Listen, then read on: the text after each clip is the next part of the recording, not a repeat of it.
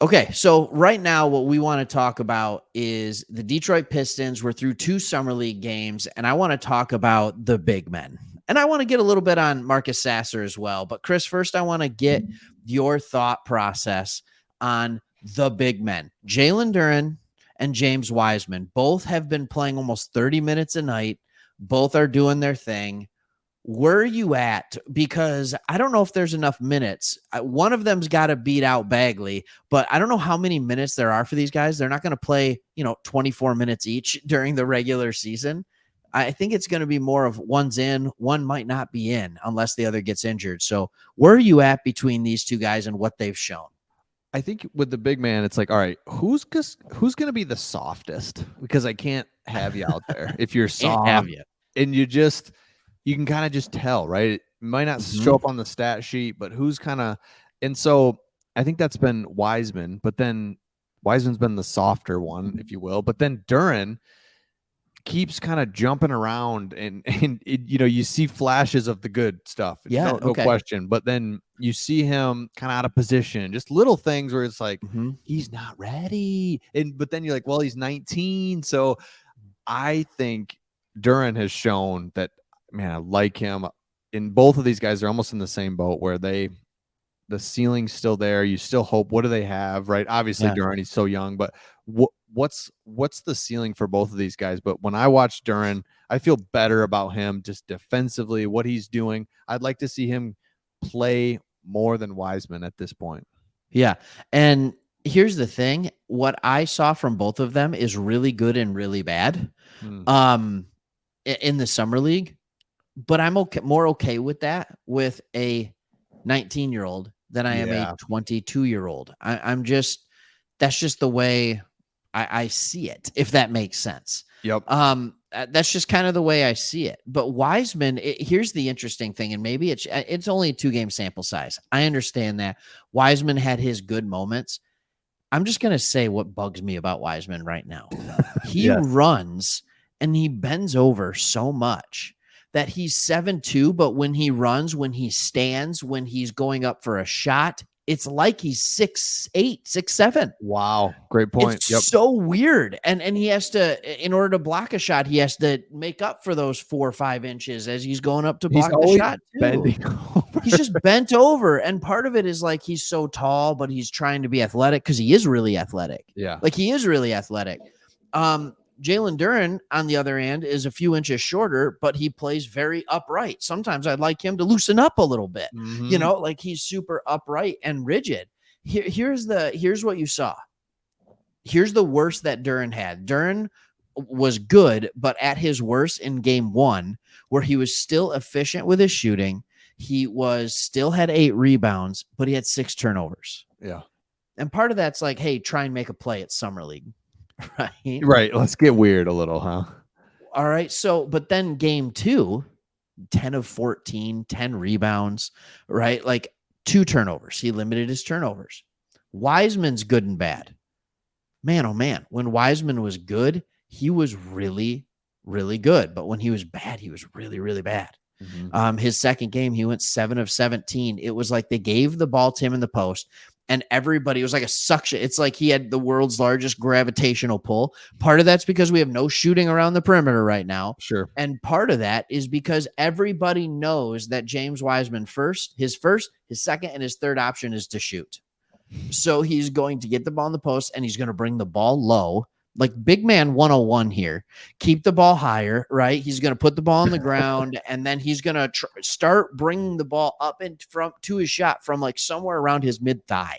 Yeah, like 8 feet up. Let's just start the process. How about we just keep it high? Let's just be a normal 7'2" guy. Like let's just do that because he's the tallest guy on the floor, and he should be absolutely bullying Jabari Smith in the post.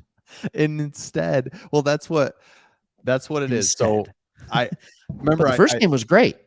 I looked at this with Bam, where I just like remember we were just kind of talking about it. If you're just joining us, where we looked at it took him 2 years, year 3, incredible improvement. You just see it, and that's what we're looking at here. It's like gotta be there, man. Gotta be there, Wiseman. And this year is 4. Year 4. Where you at? And that's where we're like. Duren can still make some of these mistakes, still do some things, and you just feel a little bit better. But he should be dominating. I mean, just really looking clean out there. And it's like, dude, you nailed it. Like big man 101. Just let's see how low and small I can make myself. And it's like, what are we doing here? Right. Like in high school, the big guy would get it. And it's like, just keep it up here. Yeah. And I understand it's not necessarily that. But what successful big man do you see crouch over when he gets the ball on the offensive side? Mm-hmm. I don't see it. And I guess here's my biggest takeaway between Duren and Wiseman, because both are young, both have a high ceiling, both do. The difference between Duren's game from the regular season last year and G League, Duren improved. Like you see his jump shot has gotten a little more fluid. It just has. You see he has a little more defensive awareness, and he's still doing the things he did well. Wiseman, I feel like he's the exact same player. The exact same player. And so what do you think it looks like if you had to guess rotationally as the season starts? What would you guess? Yeah, my guess would be it depends on how badly they want to start Sasser. If they want to start Sasser, I know that sounds weird because we're talking the 5. I think rotationally, what I would imagine would happen is maybe Stu at the 4, Duren at the 5, Bagley the first person off the bench for the big men. Mm-hmm. I that's kind of what I see happening until he gets hurt in game 8, and then Wiseman ends up being the first guy off the bench. But I also, the thing is at the 4, you're gonna have times where Bogey's gonna play the 4 too. Okay. Just to get Sasser time. So the minutes are limited.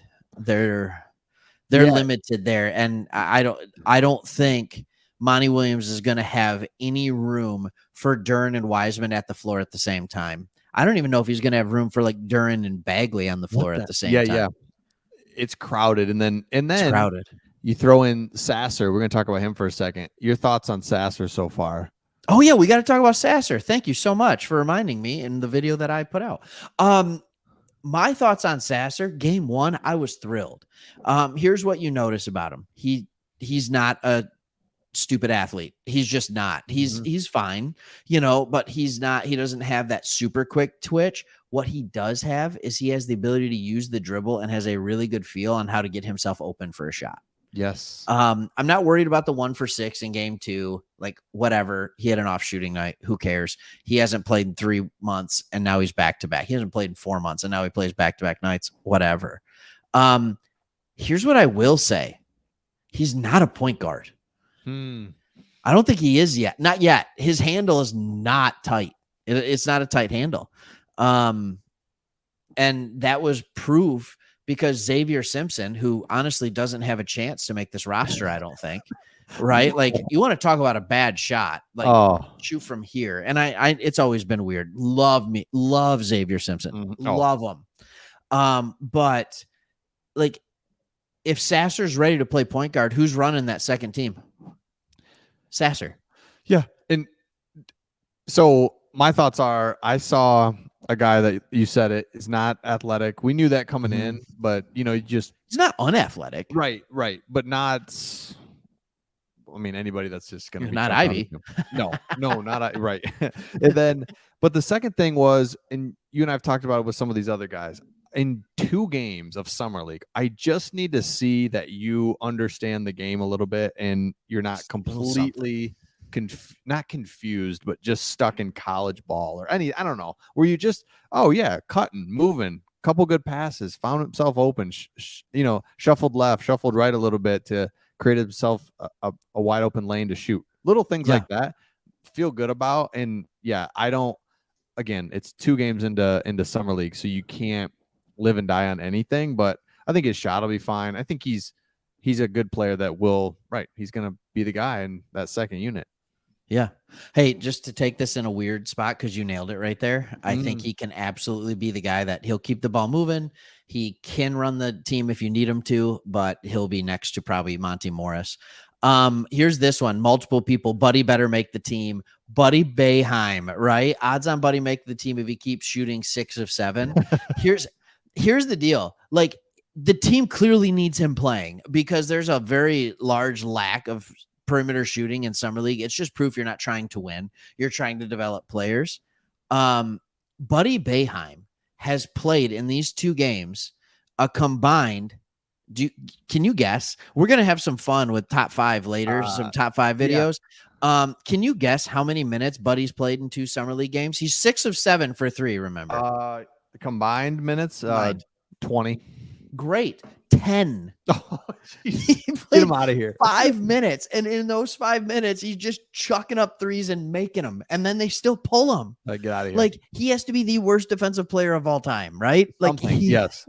What is going on? So, Buddy, dude, that's funny. 5 minutes a game, get in there, hoist, you'll make them.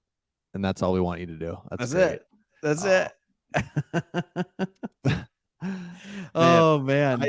I don't know. We'll see on him, but that'll be fun to watch and see. Oh, this is what he's saying is the starting lineup.